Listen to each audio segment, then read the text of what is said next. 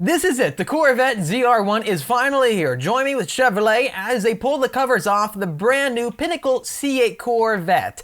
This is a mid-engine Corvette like none other before. It's the first mid-engine Corvette ZR1. Today, we're going to find out what the engineers have spent so much time working towards. This is a Corvette that I did not expect to see, honestly, and when I finally saw it, I was blown away, and I couldn't wait to hear what you guys had to say too. Thankfully, the time has finally come where this video can be dropped live and everyone gets to react to it at the same time. What we have here is a Corvette which packs 400 more horsepower than a C8 Z06. Also, I presumed they were going to pull out the flat plane crank. This vehicle still has a flat plane crank, but they have created a workaround to mitigate the vibration issues you probably would have with such a high horsepower, higher revving flat plane crank V8. This time they've lowered the RPM from 8,600 to 8,000, and this is again to mitigate all the issues you could have with more vibrations in a higher strung, high horsepower V8. Remember, they have to still sell this vehicle with a warranty, and 1,000 horsepower Corvette with a warranty? Are you kidding me? That's crazy. I'm still in shock, and I'm probably gonna smile this entire video, as you can see right now. So really getting a chance to look at the vehicle, when you consider the engine, it's not an LT6, it's got brand new forged internals. They built out the motor to accommodate for 1,064 horsepower. You have 828 pound-feet of torque.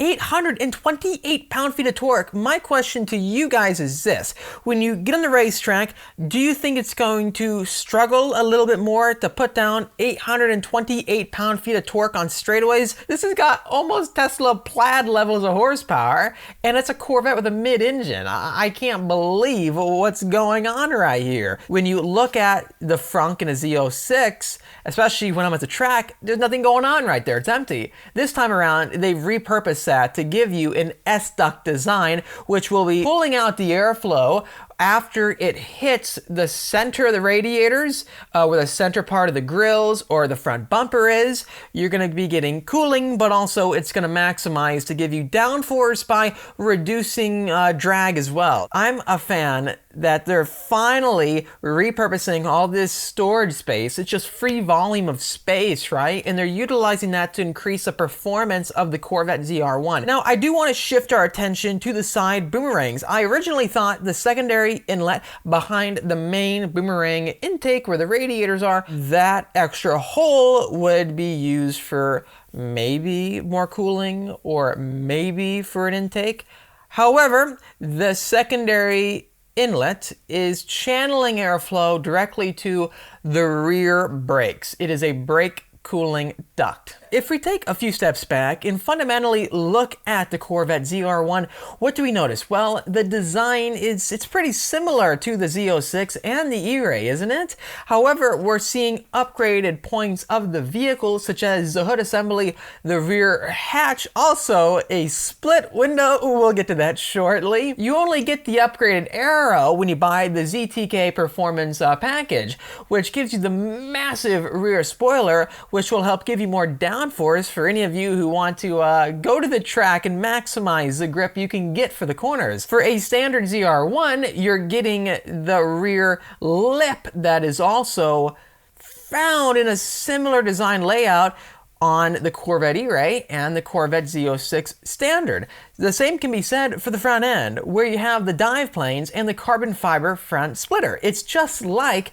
the Z06 and the E-Ray. I do have one complaint. I know, I'd say one complaint in the video. Come on, I'm a journalist here. I want to give you guys my full feedback. My one complaint is it seems like with the convertible of the ZR1, you're not actually getting a lot of the visual upgrades you're getting out of the coupe. I've always been a coupe fanboy. I love having cars with a full roof because the designs, they speak to me more, given that I love to get the lightest cars possible. You save weight there. You save about 100 pounds for Corvettes versus a hardtop convertible and a coupe. This time around, it looks like any of us who want to get the coupe like me, we're gonna get an extra perk. That is, you get a split window out back, which gives you cooling with some exit vents, kind of like some of the Lamborghinis we've seen in the past. It's kind of like the Aventadors. I don't want to say STO because STO had the shark fin down the middle. I'm concerned, how will visibility be? I know we're probably gonna see straight through those vents, but it's a different design layout.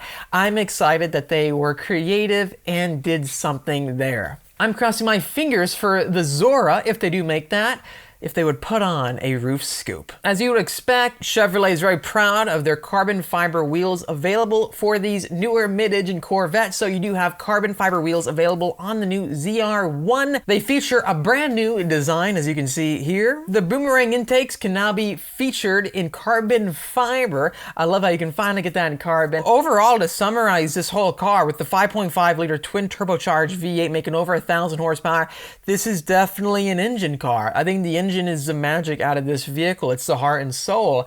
I don't know where this vehicle is going to sit. I really don't.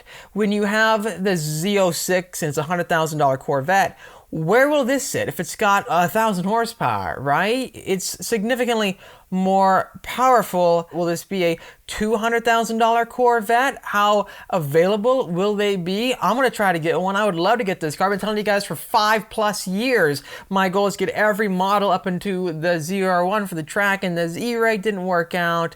However, I had the chance to buy 2 Stingrays and a Z06 with the Z07 package. So I've definitely put in the work with the Corvette mid-engine platform, and I think it's right for me to get the next one. That's the plan for me. I want to get your thoughts.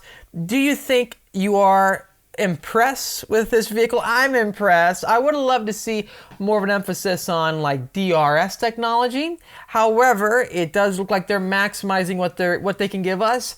This is a drop the mic moment again for Chevrolet, so congrats to the team. They are definitely nailing it with the drop the mic moments. I'm excited to see these cars hit the streets. Stay tuned for more on the ordering process to capture what it's like to buy this new Corvette and the specking session. I love doing that kind of stuff. It would be great to do another museum delivery as well. I know the Corvette content in the past, you guys have loved my adventures with the mid-engine Corvettes, and this one is the ultimate one. I can't wait to put on the track to see how fast it really is and what lap times it can put down. I took my Z06 to the Circuit of the Americas in Texas. Imagine 1,060 horsepower on that back straightaway. It's blowing my mind. I do want to comment lastly on the interior. It's fundamentally the same as what we've seen with the Stingray.